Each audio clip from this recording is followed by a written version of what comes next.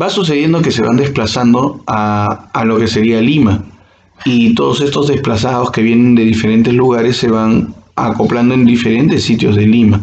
Y aquí vemos un mapa de a qué lugares se fueron llegando. Por ejemplo, ayacuchanos llegan a Ate, a Villa El Salvador, Chorrillos y San Juan de Miraflores. Algunos llegan a esta zona del centro de Lima, otros a la zona de Caraballo, Puente Piedra, ¿no? Que son interesantes de ir reconociendo. Los que son de Huancavelica también llegan a lugares parecidos, como son en este caso en San Juan del Lurigancho y en Atevitarte, ¿no? Los de Junín van ingresando a esta zona de San Juan del Lurigancho y bueno, y vemos a que los de Apurímac van a ingresar al centro de Lima y también se van a ir a San Juan del Lurigancho. Cada uno va buscando un espacio donde ubicarse para poder ir desarrollándose, y estos son asentamientos humanos. No vayan a pensar que vienen a tener domicilio, no vienen a vivir en pobreza como desplazados. En el gobierno de Alberto Fujimori del año 80 al año 2000, él tenía una política diferente.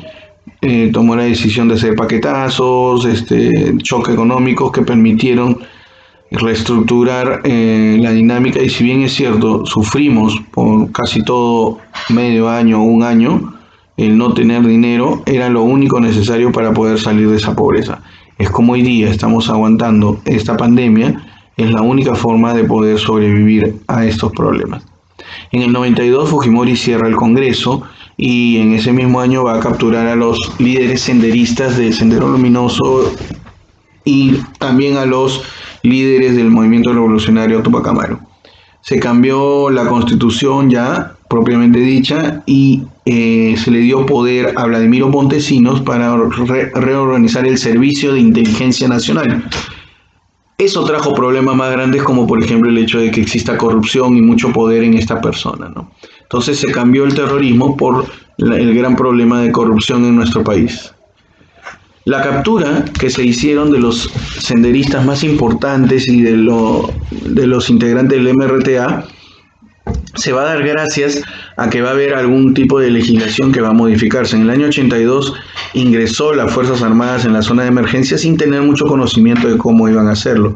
Se crea la DIRCOT en 1982 y el GEIN en 1990, que es el Grupo Especializado de Investigación.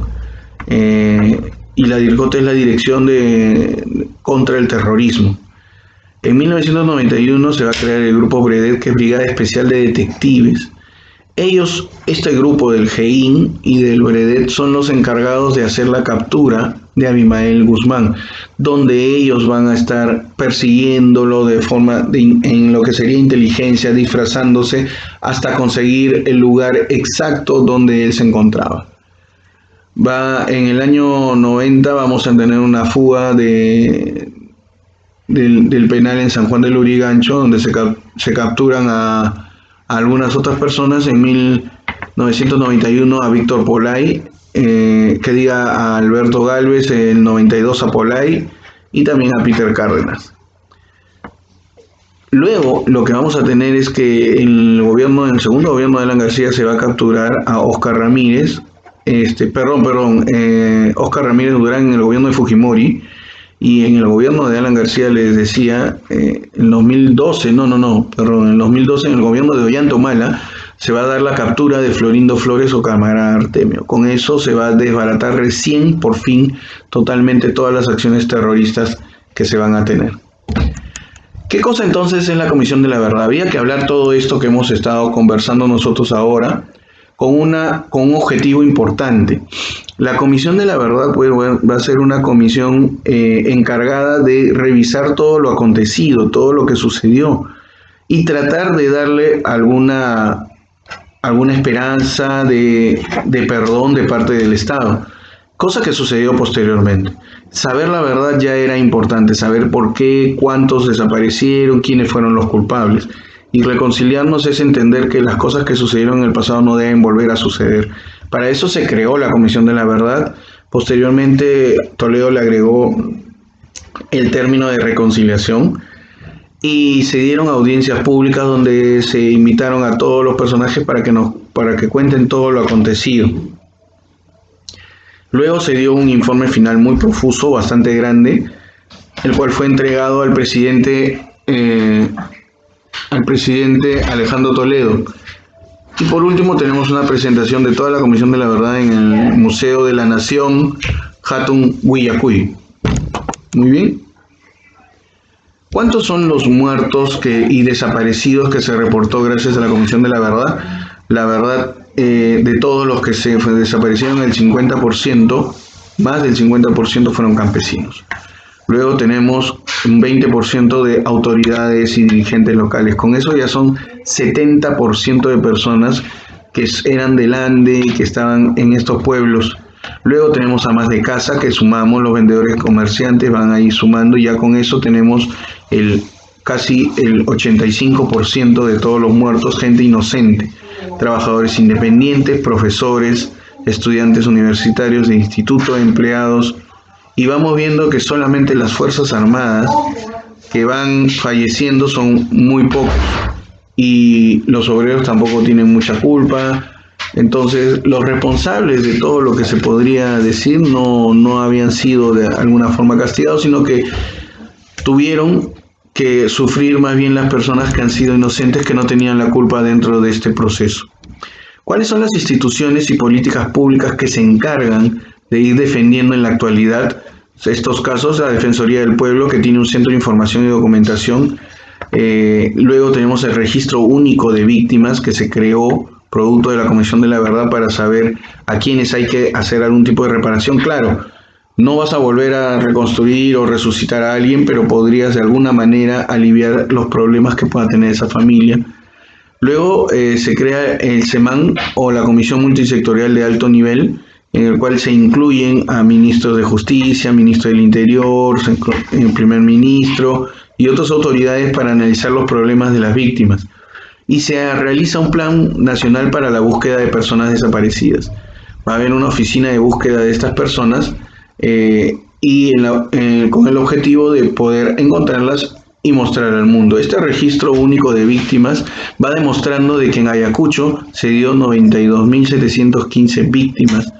Víctimas que no significan necesariamente que hayan sido los desaparecidos o los muertos, sino personas victimadas son, por ejemplo, los hijos de las personas que han estado con ese problema y que hasta el día de hoy tienen, por ejemplo, problemas psicológicos o traumáticos producto de esta guerra que nosotros hemos tenido.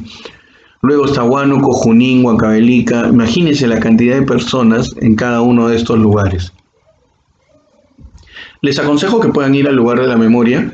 Hay también visitas virtuales, así que están invitados a que lo puedan hacer. Si bien es cierto, nosotros hoy en día no tenemos ningún tipo de actividad ni tarea, yo los invito para que lo puedan observar eso, y ahí van a encontrar algunas informaciones como las que yo les paso a entregar. Las personas responsables de todo esto, de esta desdicha, son estas personas. El señor Abimael Guzmán Reynoso, que era el presidente Gonzalo y director del Partido Comunista del Perú y de Sendero Luminoso. Entonces, esto es algo que tienes que comprender, y por qué está en la cárcel. O sea, él es un delincuente. O sea, podrá tener unas ideas para él claras, y mucha gente puede pensarlo, pero realmente es por los delitos que se le está castigando. A una persona no se le castiga por lo bueno que es, sino por lo que ha cometido mal. Imaginemos que tú fueras una excelente madre de familia, una excelente persona, tratas bien a todos los demás, pero un día decides matar a una persona, te van a sentenciar por la muerte, no por lo buena que eres. Entonces, tienen que comprender eso. Los delitos son los que lo hacen de estar en la cárcel. Lo mismo pasa con Víctor Porlay Campos, ¿ok? Bueno, estas son fotografías de lo que sucedió en el Chorajay cuando murieron los 8 periodistas que ingresaron a este pueblo en Ayacucho. Acá tenemos una fotografía de cómo era San Marcos, y no les estoy mintiendo porque este salón de clase que está ahí es el salón donde yo estudiaba en la universidad, pero que obviamente no estaba así. Ya estaba pintado, ya estaba arreglado, y seguían existiendo, por ejemplo, este mismo periódico mural que estaba en la parte de dentro, la misma pizarra, pero mira cómo eran las pintas en el momento en que los chicos entraban a estudiar a la Facultad de Derecho. En las cárceles también existía un tributo al presidente Gonzalo, donde todos se refugiaban y estaban uniformados. Entonces, más bien no lo veían como si fuera una cárcel, sino como un lugar de adoctrinamiento.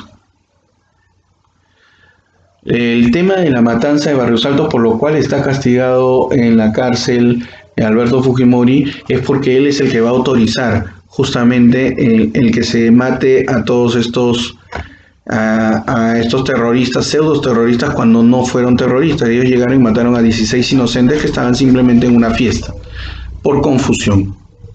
Porque los que habían estado habían sido tres y habían estado antes y se habían retirado.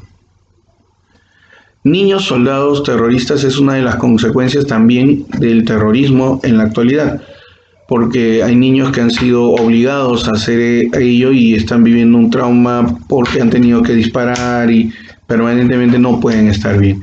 Pero es parte de las consecuencias de esta guerra que nosotros tuvimos, ¿sí?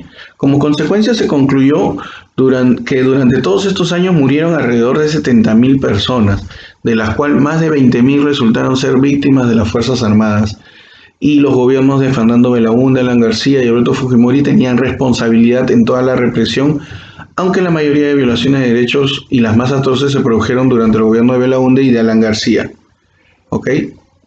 En esta etapa las violaciones de derechos humanos fueron menos numerosas, pero más deliberadas y planificadas. Bueno, aparecieron los escuadrones de la muerte en los gobiernos de Fujimori y desapariciones forzadas de personas.